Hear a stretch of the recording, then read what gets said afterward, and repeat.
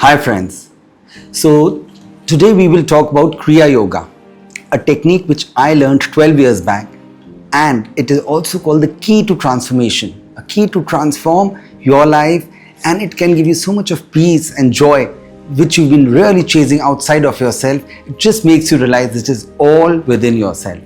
And if I describe Kriya Yoga as it's said in the scriptures, then Kriya Yoga as defined in Bhagwat Gita is not only the most ancient but most supreme and essential teachings of yoga. So just for your information and for your clarification, a lot of us feel, that yoga is just those physical postures which we do for our health and flexibility. But yoga has a deeper spiritual meaning. And yoga literally means union. Union of yourself with the infinite, union of your ego with the supreme soul, and union of the creation with the creator. And Kriya, which comes from the Sanskrit root of Kri, which means to do, to act or react. And it is the same root which is also present in the word karma. So Kriya Yoga together means union through a certain rite or a certain action. So before I begin, I just want to share with you my journey of how I came on the path of Kriya Yoga and how it transformed me. So my inclination towards spirituality began a long time back, somewhere around 2008-2009, when I was reading a lot of books on self-development, books of Robin Sharma, Mahatma Gandhi, Vivekananda, and all these authors whom I really used to like, they all suggested one book, one scripture which you should definitely read in your life, and that was the Bhagwat Gita. So at that point of time, Bhagwat Gita really seemed very far off from my consciousness, but I still attempted that. Somewhere in 2011, I got the Bhagwat Gita as it is, of Swami Prabhupada, and it took me 1 year to read this book, just to understand whatever I could understand at that point of time with my limited consciousness. But I came across this one beautiful phrase, how it's describing Kriya Yoga in the Bhagwat Gita, and it says, even a little practice of this inward religion can save you from dire consequences and colossal suffering. And I was like, okay, it sounds so big, and it's not just mentioned in one place, it's mentioned in a couple of places. So I was like, okay, I wish we had something like this at that point of time, and it just remained like a wish for me. And I really believe that it's not present at this present age for all of us, and I left it there. I had another book with me, which was gifted to me by an uncle of mine, and it was the autobiography of a yogi. So I was just flipping through the pages of autobiography of a yogi, and I came across this chapter, it's chapter number 26 on Kriya Yoga. And I was like, okay, I have heard this word. And I read that book, and it's not just one chapter where the book is talking about. The entire book is about the mystical realities of Kriya Yoga, how it's present here, and how so many saints and sages have this technique, and they've been sharing from such a long time. I was totally very eager to learn Kriya Yoga at that point of time. I really searched for it at that point of time. This was 2012. I saw this little ad in the newspaper. It was, Learn Kriya Yoga by Ananda Sangha. And I was like, Ananda Sangha, I don't know what it is. But I went there. I vibrated with that place when I went there, right there. And I started my journey of Kriya Yoga right there and then. And it took me 1 year to be initiated into Kriya Yoga. Now you guys will be thinking 1 year is so much of a time, but the beautiful thing is, the moment you step on the path of Kriya Yoga, you are actually doing Kriya Yoga. It becomes a part of your life. Just like, if you want to scale the Mount Everest, you will reach the mountain top at some point of time, but the very first foot you keep on that mountain, you are already on Mount Everest. So that was my journey, and yes, it has transformed me. I approach life from a very different perspective now. Every challenge, every obstacle which comes to me, it does not deter me now. I'm always trying to see what this challenge is trying to teach me, why it has come, because I have realized one thing. Every challenge, every problem that we face, it comes for our own self-growth. It comes for us to learn certain lessons, and only then we will grow in life. And I've become like, for example, if you keep a pole on a stand outside of your house, and there's a strong gust of wind, there's a strong storm going on, it will fall. So what do? What you have to do is you have to expand the base of that pole where it's standing. The moment you expand that stand at the base, that pole will not fall. And this is exactly what Kriya Yoga does. It expands the base of your consciousness, and you can stand still amongst any challenge which life throws at you. You'll be always at the center of your own being. So, we'll talk about the history of Kriya Yoga. So, when we talk about the Kriya Yoga as taught by Paramhansa Yogananda or Kriya Yoga of Lahiri Mahashaya, so Babaji Shri Krishna, he is also called the mystical Himalayan yogi or the deathless saint. He is a incarnation of Krishna, and he is supposed to be living in his body for hundreds of years, and he is still alive today. So many people, you just go on YouTube and just search for his name, Babaji Krishna or Maha Avtar Babaji, and so many people have, mentioned their encounter with him, including Sadhguru and certain there's one doctor of South. He's a very evolved spiritual soul, and even he has explained his encounter with Babaji Krishna. So Babaji Krishna, in 1861, he initiated his first disciple, Lahiri Mahashaya. So Lahiri Mahashaya was a householder, just like you and me. He had a family, he had children, he had a job to attend to. He was working in a government service. He initiated Lahiri Mahashaya, and he said, Lahiri, the science of Kriya Yoga which I am going to give you in this age, which I have rediscovered and clarified for this present age, is the same technique which Krishna gave to Arjuna on the battlefield of Kurukshetra, and which was later known to Patanjali and Jesus Christ also. And Lahiri Mahashaya was initiated into Kriya Yoga, and Lahiri Mahashaya used to stay in Banaras. So from his house in Banaras, he started initiating a lot of his disciples. Every person who used to come to him for certain problems or he wanted to grow spiritually, he just said, do more Kriya. So one of his disciples was Swami Shri Yukteswar Giri. And when he initiated Swami Shri Yukteswar Giri into Kriya Yoga, he said, I will be sending you one disciple, a young boy whom you will have to train, and train him to take these teachings of Kriya to the West, so that he takes the teachings of the East to the West, which is materially very advanced, and it will show the harmony between the teachings of the Gita and the teachings of the Bible. So Paramhansa Yogananda ji came to Swami Shri Yukteswar Giri at a very young age. He was all of, I think, 17 or 18 years of age, and Shri Yukteswar ji trained him. And at the age of 26, Paramhansa Yogananda ji left for the US, and he stayed in US for 33 years. And he wrote the autobiography of a yogi in 1945. So Swami Kriyananda, whose real name is J. Donald Walters, he read the autobiography of yogi somewhere in 1947 or 48, and he used to stay in New York. So the moment he completed this book, he was so fascinated and he was so inspired. He took a bus, traveled almost 3 days, and he went all the way to Los Angeles, met Paramhansa Yogananda ji, and Paramhansa Yogananda ji accepted him as his disciple. And Swami ji spent last 3 years of Paramhansa Yogananda ji's life with him, writing for him, serving him, and formed Ananda Sangha. They've got spiritual communities all over the world. They've got a spiritual community in Los Angeles. They have a spiritual community in Italy, and a couple of them now in India. So this autobiography of Yogi is one of the most successful spiritual autobiographies in the world. It's Virat Kohli, he is a Kriyaban, he reads the autobiography of Yogi. And even Steve Jobs, the only book he had on his iPad was the autobiography of a yogi. And he used to read that book once a year, every year. And he asked that after his death, everyone coming for his rites, the final rites, should be given a copy of this book. Now, let's come to what is Kriya Yoga. So, as I told you, I read the Bhagwat Gita and there was this phrase about Kriya Yoga. I'll just narrate how Bhagwat Gita explains Kriya Yoga, and then you'll understand how difficult it is for all of us to understand that. So, I'll read it out. I have written it here. So, when the yogi offers his inhaling breath into the outgoing breath, and he offers his outgoing breath into the inhaling breath, the yogi neutralizes both these breaths. He thus releases the life force from the heart and brings it under his control. He then redirects it to the source in the brain for his own realization and liberation. So this is how Bhagwat Gita explains it, but it makes it so mystical that you just want to learn it, But then Yogananda ji and Swami Kriyananda ji explain this in very simple terms. So the breath Krishna is talking about is not the physical breath which we can feel when we are breathing.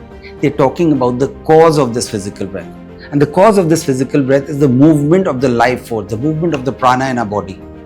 So our breath, the life force in our body, and our consciousness, they're very intimately related with each other. So for example, how do you feel when you're really happy? Now let's talk about when we're really happy, in our consciousness, we're joyful and we have really received a good news, how our chest opens up. It's that point of time, our energies are moving up, our head goes up, we have a smile on our face and we feel very light. And what do we say to ourselves? Oh, I feel on top of the world. I'm feeling so light. I'm feeling so buoyant.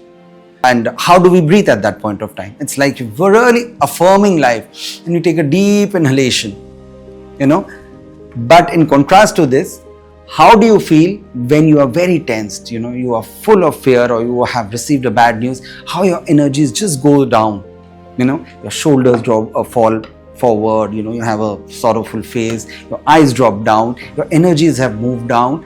And what do you say at this point of time? You just say, oh, I feel so down, I feel downcast, I feel low and I feel down and under. And at this point of time, how do you breathe? You actually exhale as if you are life negating. You go like this.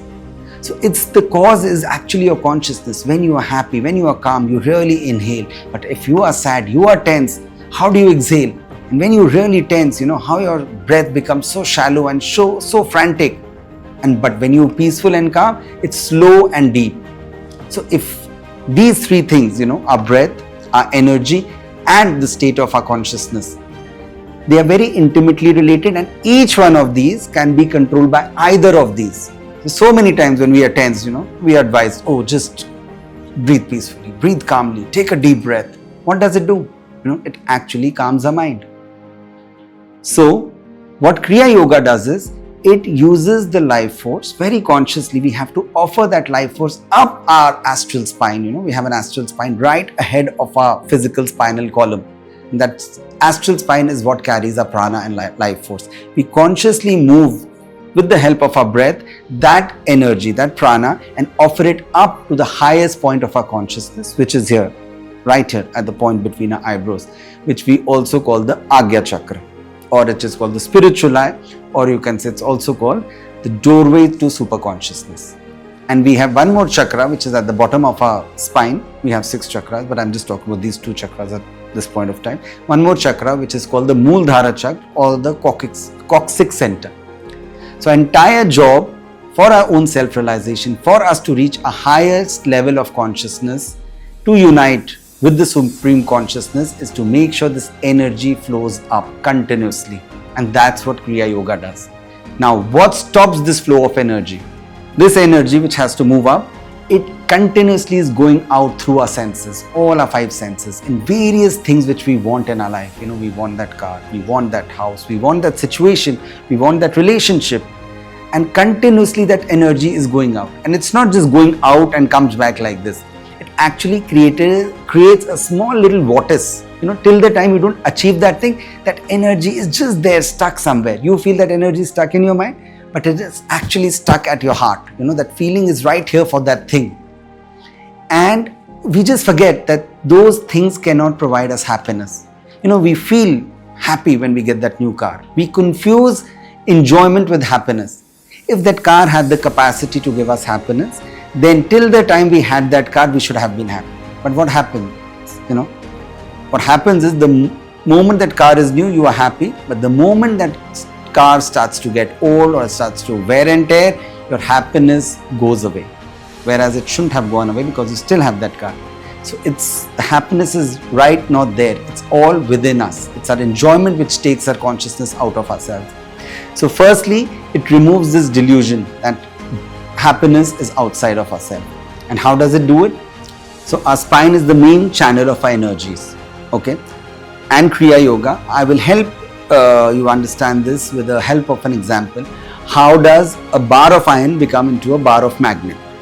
So in a bar of iron, it has so many molecules, and all those molecules have their own polarities. They have a northern and a southern polarity, and they are scattered in every direction. And hence, the energy which is being emitted out of those molecules, they are negating with each other, causing that bar of iron to remain static.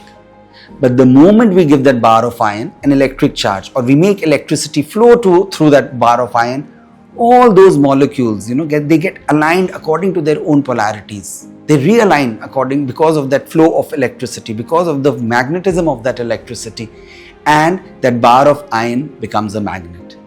And this is what Kriya Yoga does. The Kriya Yoga is like that electricity which we offer consciously within ourselves. We make that energy push through our astral spine, and all our subconscious tendencies, all our desires, all our aspirations, all our habits, they realign themselves for one particular goal. And that goal can be a materialistic goal, it can be the spiritual goal of self-realization, but only when we align all our tendencies, habits, subconscious desires, only then we become very effective. So let's take, for example, when we decide we truly want to be healthy, that means we have to be healthy in our body, we have to be healthy in our mind, and we have to be healthy in our soul. Okay, let's take, we want to be healthy first in our body. Now, to be truly healthy in our body means we have to have strength, we have to have stamina, we have to have agility, and we have to have flexibility. Okay, now we want to have strength. So many exercises you go to the gym and you have to do to strengthen your body. Then you have to do so many yoga postures or stretching exercises to become flexible. Then you have exercises for stamina, etc. Now let's come to the being healthy in the mind. We have to have a concentration exercises. We have to have peace and calmness for our mind to be healthy. We have to be free of all the agitation and tension. This is what we have to do for the mind. Let's say we have to become healthy in the spirit also now. You have to become more compassionate, more loving. You always have to be more happy. So many things we have to do just to be truly healthy. Now, if I tell you, I'll give you this one key exercise. If you perform this every day, even for some time, as it was said in the Bhagwat Gita, even a little practice of this inward religion can save you from dire fears and colossal suffering.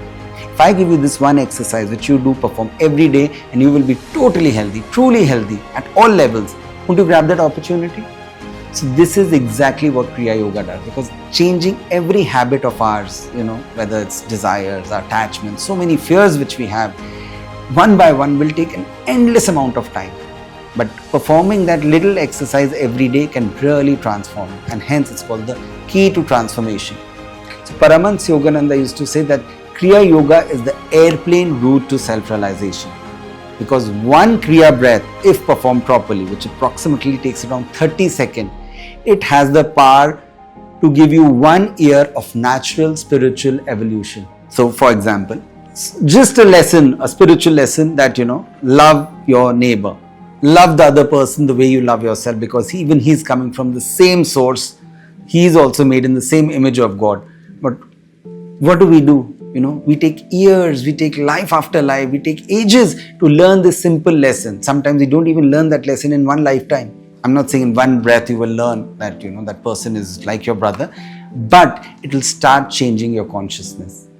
And what Kriya Yoga does is, it works directly with your life force. It changes your consciousness. It makes your consciousness expansive and positive. And the moment your consciousness becomes positive, it changes your thoughts and ideas. Once your thoughts and ideas are positive, you will start making positive plans, and your plans will make positive actions. Those positive actions again and again make you do positive habits. And it's your positive habits which actually determines your character and determines your destiny. So Kriya Yoga is actually one of the fastest way to transform yourself.